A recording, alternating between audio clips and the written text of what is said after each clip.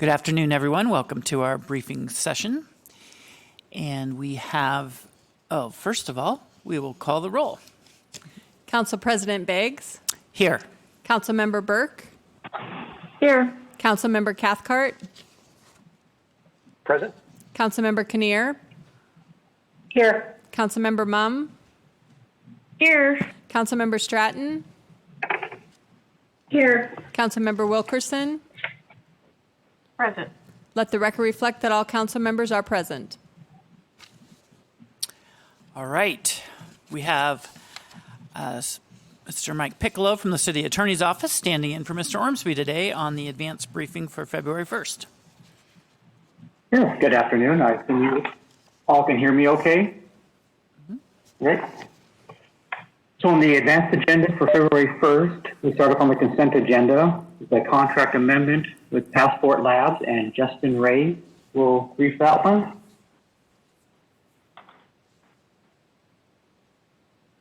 Or Chris Becker. It's me. Thank you for having me. Oh, there you are. Yes. So this is a consent item, hopefully. It is continuing to provide mobile pay by phone for customers who use the Passport app. It's the second of 3 extensions, and we currently pay 10 cents per transaction for the contract. Does anyone have any questions? Great. Okay. We'll move on to the next 3 items are all special council contract amendments or extensions. The first one is with K&L Gates regarding energy production and sale, renewable energy initiatives and options. And I believe there's some discussion about this matter being deferred or... Yeah. Yes, I think we're going to defer that for a while until we have a chance for a full discussion between staff and council on it. Yeah. Would the council make a motion to that effect or deferred indefinitely? Sure. I'll invite a motion to defer this indefinitely until after we have that conversation. So moved. Is there a second? Second. Okay. Any discussion? All those in favor indicate by saying aye. Aye. Aye. Aye. Aye. Any opposed? Was that a nay, Mr. Cathcart? Did I get that? Sorry, no, it was an aye. Oh, okay. Great. Any nays? Any abstentions? All right. That's deferred indefinitely. We'll get that meeting scheduled and go from there. Okay.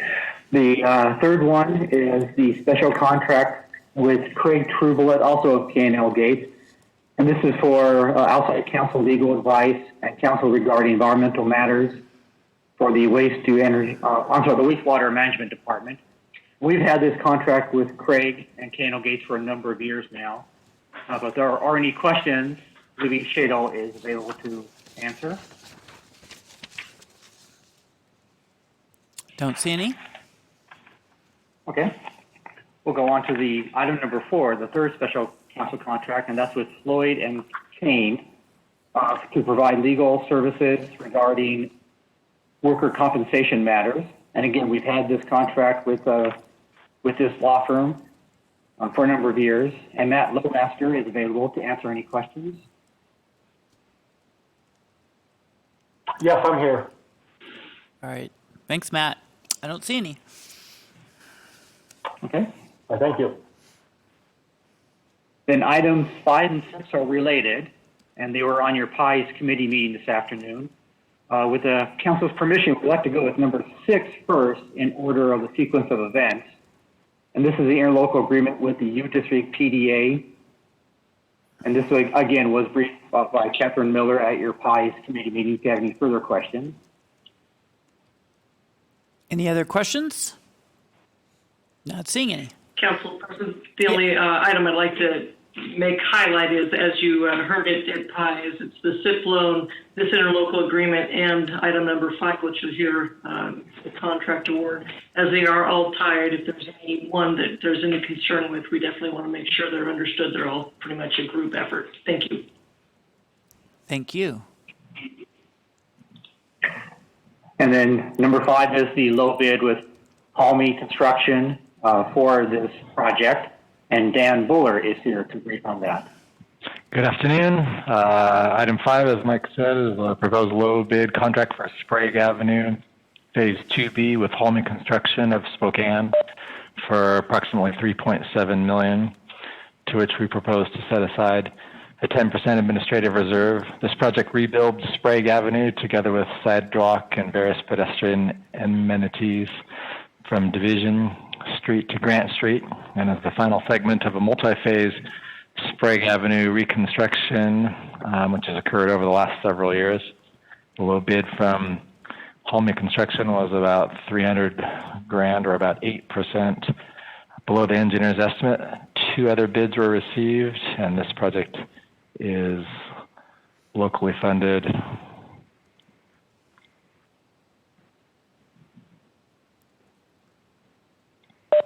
Okay, I don't see any questions. Okay. Number 7 is the placeholder for the mayor's claims and payments. And number 8 is the placeholder for the council meeting minutes. Going to the legislative agenda. The first resolution is the adoption of the council's goals and priorities for the first 100 days, and council president will present. Yeah, and we have talked about that twice and continued to revise it.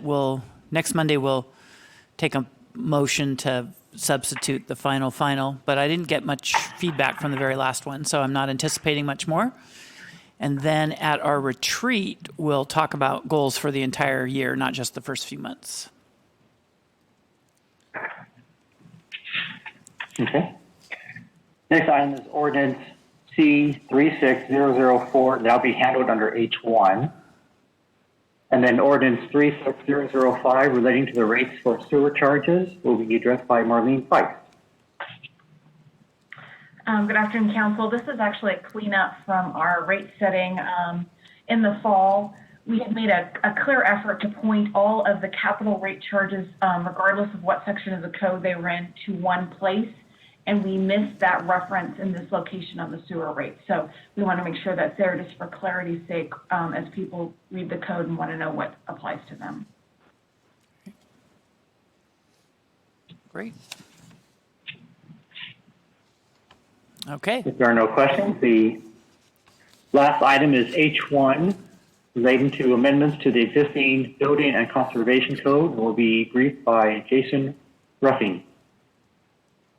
Good afternoon, council members. This is ordinance C36004. This is a proposed amendment to 2 sections of our Spokane Municipal Code, specifically SMC 17F070470 and 17F070490. These amendments formalize using the receivership process as the priority alternative to administrative demolitions through the building official hearing process. The plan is to shorten the total timeline for some of these abandoned, substandard, unsafe buildings. While a demolition can sometimes quickly remove a building, we're then left with a vacant lot encumbered with liens for years at times. So this is an attempt to formalize an alternative that will shorten the total time frame and hopefully get more housing units back into use as soon as possible. I'm available for any questions if anyone has any. Any further questions? Jason briefed us on this previously. All right, I'm not seeing any. That brings us to the end of the advanced agenda preview. Is there a motion to adopt it?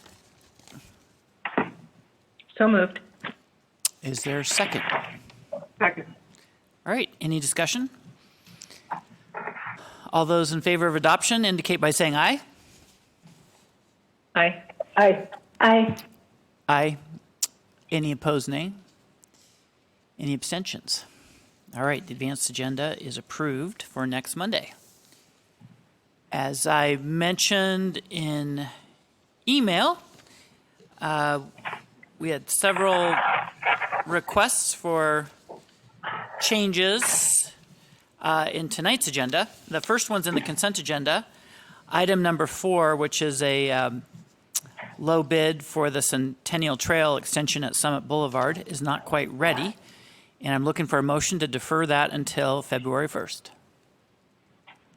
So moved. Is there a second? Second. Okay, it's been moved and seconded. Any discussion? All those in favor of deferring for 1 week until February 1st indicate by saying aye. Aye. Aye. Aye. Any opposed, nay? Any abstentions? All right, that's deferred until next week.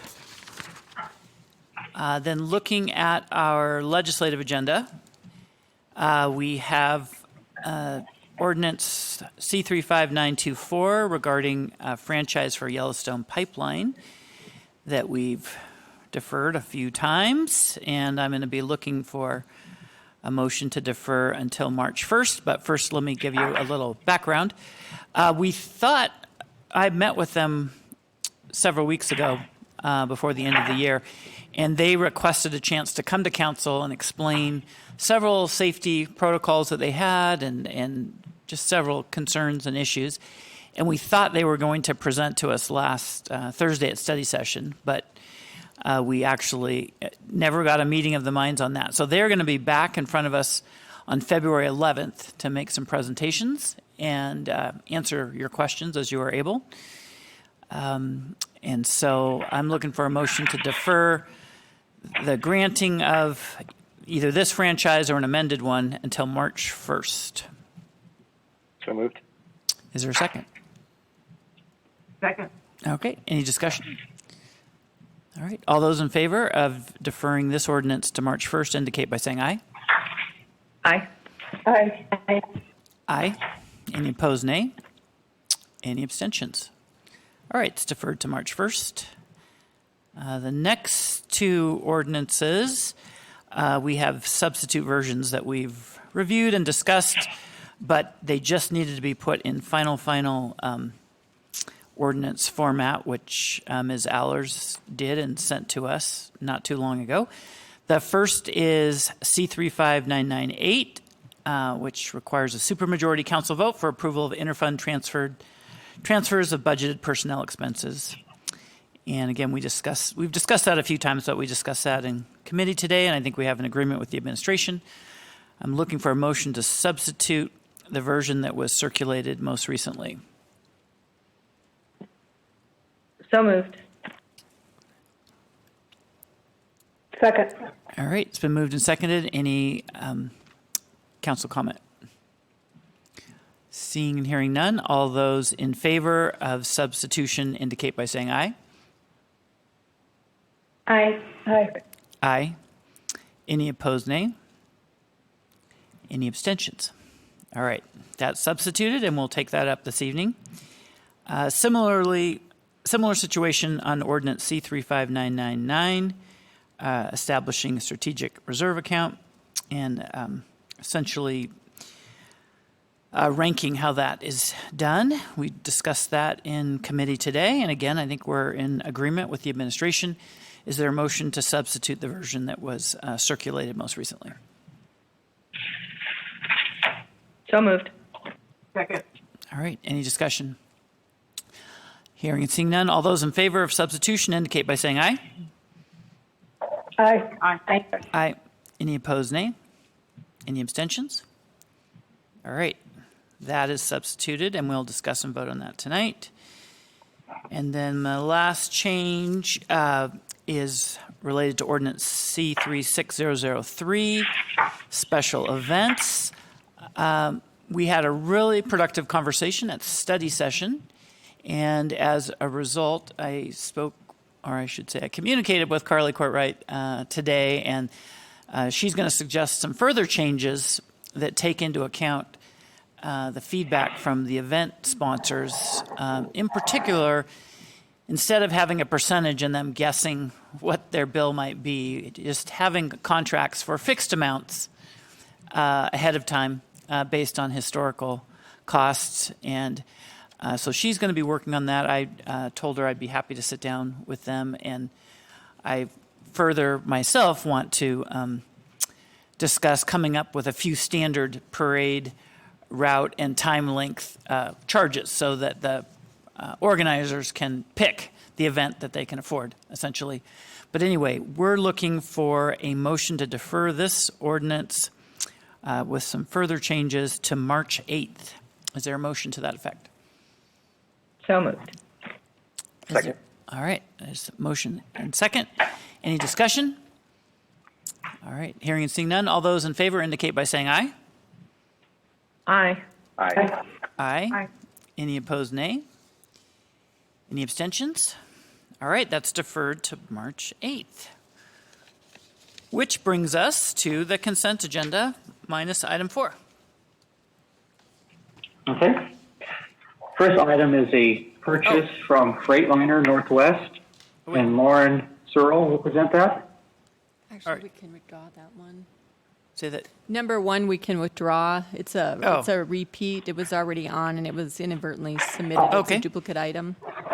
But we don't need, you're just going to read the consent, right? We're not, do we have to brief it? No, we we haven't have to brief briefed it. this one Okay, yet. sorry. Thank you. All right, so number 1's withdrawn, but go ahead, Mr. Piccolo. Okay. Number 2 and 3, Mike Sloan will present. Number 2 is the value blanket orders. There's 3 of them. And then number 3 is a contract with PM Web Inc. Well, Mike? Thank you, Ms. Piccolo. Good afternoon, City Council. Item 2 covers 3 value blanket purchase orders. These are we have done for the last several years. It enables us to not come to you each time we hit a threshold. So we're asking for approval for CDW for $100,000 in 0029, $750,000 in 0030, and $1.5 million in 0031. With a note on the third, that is increased due to the renewal this year of our Microsoft Enterprise agreement and the increase that was brought to us, and we budgeted for it. So that's why this was an increase from last year. All right. Any questions? Nope. Thank you. Item 3, OPR 0005, it's a continuation of PM Web, product used by engineering for project management. This is part of an extension renewal.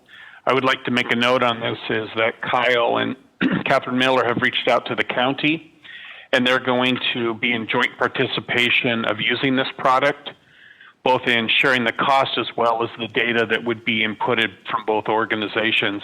I have a draft MOU that legal has created. We passed all points. We're looking for final draft, so that was just commentary for item 3 for your approval. Great. Okay. Items 5 and 6 will be briefed by Mark McNabb. They are contracts with the Spokane County Sheriff's Office. Hello, Council. Good to see you this afternoon. So since we're going to brief the RSO grant first, since 2008, Spokane Police has partnered with the Spokane County Sheriff's Office as a subrecipient for a WASPIC Registered Sex Offender Address and Residency Verification Program. This year's award to SPD provides $57,000 towards salary and benefits of a full-time detective and $3,000 towards training. Our detective verifies approximately 1,412 face-to-face verifications of our 967 RSOs that live within the city limits. Any questions? No. I don't see any. Okay, the next one is for the Explosive Disposal Unit, which is our regional unit comprised of officers from the Spokane Police Department and Spokane County Sheriff's Office. SPD has an agreement with the Spokane County Sheriff's Office to commit $100,000 towards the procurement of a new bomb robot. Explosive Disposal's mission is to respond to incidents within the 20 counties across eastern Washington and northern Idaho to safely dispose of explosives, provide tactical support, and technical support. EDU averages 90 to 100 calls per year. The robot's use is an invaluable tool because it allows bomb technicians to conduct operations without having to put our officers next to a device, thus greatly reducing the risk of serious injury or death to a member of the team. The robot can be outfitted with various tools to examine a device and aids in planning for the safest method of disposal. A recent example of the robot's usefulness was the attack on the Teamsters building, and it was also used to safely dispose of a device that disrupted the 2011 Martin Luther King celebration in downtown Spokane. The robot is one of the key de-escalation tools that we have. It can be operated remotely and has video and audio capabilities. It is frequently used by hostage negotiators to communicate with the subject, eliminating the need for face-to-face confrontations with somebody in crisis. This replacement is necessary due to the older robot having mechanical issues and repair parts becoming obsolete. The total cost of the robot is $437,000. Our SPD share is 23%, and 45% of the total cost was paid by a federal grant. So typically our cost share with regional partners, especially Spokane County Sheriff's Office, is a 60-40 split, with us paying 60%. So this is a bit of a bargain. All right. Any questions? I'm not seeing any. Thanks. Thank you. Okay. Number 7 is a placeholder for the report of the mayor on claims and payments. And number 8 is a placeholder for the council meeting minutes. Going to the legislative agenda. First item is Resolution 2020-0006, which is the approval of a settlement agreement of a claim that was resolved through mediation. I believe the council was briefed on this matter in executive session. If there are any questions, Nate Odell is with us. All right. And I think we've gone through all the other parts on the resolutions and final reading ordinances, but we could brief the first reading ordinances. Or we just did. Or did we? Have also been briefed. Yeah, we already briefed them. Yep, you're right. You're right. So I think that takes us to a quick conclusion. Okay, so then the clerk can please read the consent agenda as amended. Okay. Reports, contracts, and claims. Excuse me. Item number 1 has been withdrawn. Number 2, value blanket orders to approve purchases without bringing each purchase over the city purchase limit to City Council for approval with ACW Government, Vernon Hills, Illinois, for technology, equipment, hardware, and software, $100,000 plus tax and shipping. B, Dell Marketing LP, Dell Financial LLC, Austin, Texas, for PC, laptop, and mobile data hardware equipment, $750,000 plus tax and shipping. C, Software House International Incorporated, for software products, including maintenance and support, subscriptions, upgrades, $1,500,000 plus tax and shipping. Item number 3, contract with PM Web Incorporated for continual annual support and maintenance of the capital project management software from February 1, 2021 through January 31, 2022, $83,600, including tax. Item number 4 is deferred to February 1, 2021. Item number 5, contract with Spokane County Sheriff's Office to receive funding from Washington Association of Sheriffs and Police Chiefs for the registered sex offender address and residency verification program, $60,000. Grant period runs from July 1, 2020 through June 30, 2021.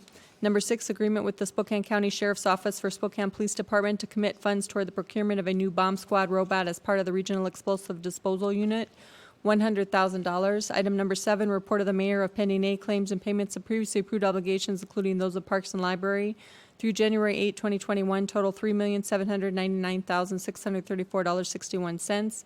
With Parks and Library claims approved by the respective boards, warrants excluding Parks and Library, total $3,451,659.35. B, claims and payments of previously approved obligations, including those of Parks and Library, through January 15, 2021. Total $8,174,331.63, with Parks and Library claims approved by the respective boards. Warrants excluding Parks and Library total $6,962,628.40.